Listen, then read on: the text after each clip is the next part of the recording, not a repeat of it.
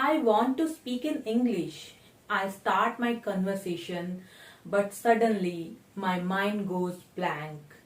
I lost all the words. जो भी मैं बोलना चाहती हूँ, जो भी मैं कहना चाहती हूँ, उसके लिए मुझे वर्ड्स ही नहीं मिलते कि मुझे अपनी बात दूसरों तक कैसे पहुंचानी है. If the same thing happens with you, then you are in the right video. Because in this video today, we are going to discuss that why this happens and what may be the solutions of this problem. Hey everyone, this is Kavita. और आज इस video के माध्यम से मैं अपने viewers की उस प्रॉब्लम को सोल्व करने की कोशिश करना चाहती हूँ जिसे उन्होंने ढेर सारे कमेंट्स के जरिए मुझ तक पहुंचाया है. बहुत सारे व्यूवर्स की एक कंसर्न होती है कि वो इंग्लिश बोलने की प्रैक्टिस करना चाहते हैं, इंग्लिश बोलना शुरू भी करते हैं, लेकिन वर्ड्स उनके दिमाग में नहीं आते हैं. तो वर्ड्स दिमाग में क्यों नहीं आ रहे हैं, इसके पीछे दो वजह हो सकती हैं. Number 1 is stage fear and number 2 is vocabulary. Stage fear. What is this stage fear? अगर आपको बहुत सारे लोगों में बात करने से घबराहट होती है, नर्वसनेस होती है, आप जो बोलना चाहते हैं वो नहीं बोल पाते हैं, अपने मैसेज को कम्युनिकेट नहीं कर पाते हैं, तो that is called stage fear. उसमें आपका माइंड ब्लैंक हो जाता है और आप सब कुछ भूल जाते हैं. Number 2 is vocabulary. There are two kind of vocabulary in our mind. Number 1 is active vocabulary. Number 2 is passive vocabulary. Active vocabulary वो होती है जिसे हम सुनते टाइम बहुत अच्छे से उसे समझ सकते हैं और लिखते टाइम और बोलते टाइम बहुत अच्छे से उसे रिमाइंड कर सकते हैं, याद कर सकते हैं. जैसे कि ईट, ड्रिंक, स्लीप, जिन्हें हम बहुत ज्यादा फ्रिक्वेंटली यूज करते हैं, ये सब हमारी एक्टिव वोकैबुलरीज होती हैं. और पैसिव वोकैबुलरीज वो होती हैं जिन्हें हम सुनते टाइम समझ सकते हैं कि उसका क्या मतलब है, लेकिन राइटिंग के टाइम और बोलते टाइम हम उसे रिमाइंड नहीं कर सकते हैं. वो हमारे दिमाग में तो है, लेकिन क्योंकि हम उसका फ्रिक्वेंटली यूज नहीं करते हैं, तो इसीलिए बोलते टाइम हमारे वो वर्ड्स बाहर नहीं आ पाते हैं. उसे हम बोलते हैं पैसिव वोकैबुलरी. तो ये दो प्रॉब्लम हैं जो आपकी फियर का, जो आपके माइंड ब्लैंक होने का कारण हो सकती हैं. अब बात आती है कि हम इन प्रॉब्लम्स को दूर कैसे करेंगे. तो सबसे पहले तो आपको प्रॉब्लम को आइडेंटिफाई करना होगा कि आपको प्रॉब्लम किस वजह से है. आइदर आपको स्टेज फियर है या आपके वोकैबुलरी के साथ प्रॉब्लम है.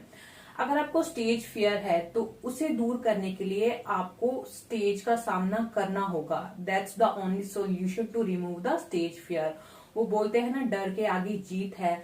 तो स्टेज फियर के साथ भी सेम कहानी होती है.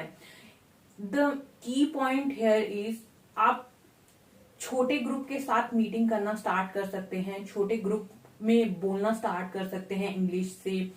And when you feel comfortable in that small group, you can start with the big groups.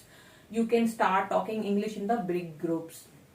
Another thing which you can do is when you want to ask some questions in the meeting, you can prepare those questions in advance and then go and ask those questions in meeting, and slowly and steadily when you gain confidence, you remove those stage fear in a little bit of extent, then you can start asking question on the spot. So that's the only way by which you can remove this stage fear. Now we're gonna talk about this vocabulary. So here, in order to remove this problem, we have two measures. Number 1 is short term measure and another one is for the long term. Short term measure में तो आप क्या करोगे, आप बोल रहे हैं किसी मीटिंग में, इंग्लिश में कम्युनिकेट कर रहे हैं, आपका माइंड सडनली ब्लैंक हो गया, तो अब आप बैक आउट तो कर नहीं सकते. तो what you can do is you can use substitute. Like if you want to say immense, विशाल, विशाल टाइप कुछ चीज, तो उसके लिए एग्जैक्ट वोकैबुलरी होती है इमेंस, लेकिन आपको इमेंस वर्ड याद नहीं आ रहा है, तो you can use very big. It's not a problem. So you can replace the words with the substitute, but that is a short term kind of measure. In the long term what you can do is, जो भी बात आप वहां meeting में करना चाहते थे, आपको पता है वो बात क्या है, आप अपनी जो खुद की लैंग्वेज है, मान लीजिए आप हिंदी में बात करते हैं, आप हिंदी में उस बात को रख सकते हैं आपको ये देखना है कि वो जो बात है उसमें मैं क्या वर्ड्स ऐसे यूज करूंगा इंग्लिश में उस बात को रखने के लिए। उसके लिए या तो आप डिक्शनरी की हेल्प ले सकते हैं या गूगल में जाकर सर्च कर सकते हैं कि इस बात को इंग्लिश में बोलने के लिए कौन कौन से वर्ड्स हो सकते हैं।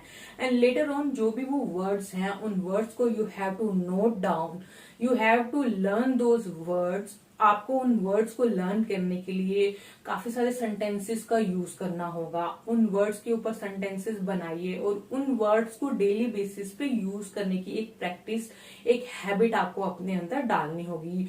Only that's the way you can convert this passive vocabulary into active vocabulary.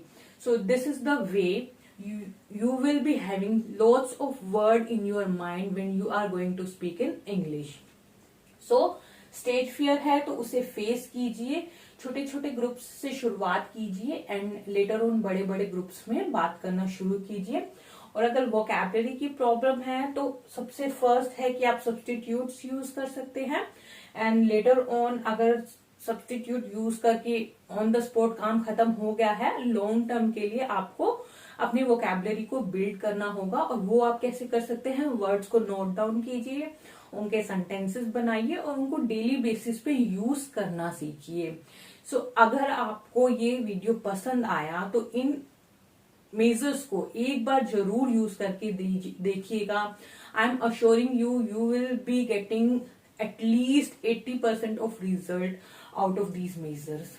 सो अगर आपको ये वीडियो पसंद आया तो इसे लाइक जरूर कीजिएगा और still you have any doubt you can comment me, I will try to clear all your doubt. So मिलते हैं नेक्स्ट वीडियो में। Thank you.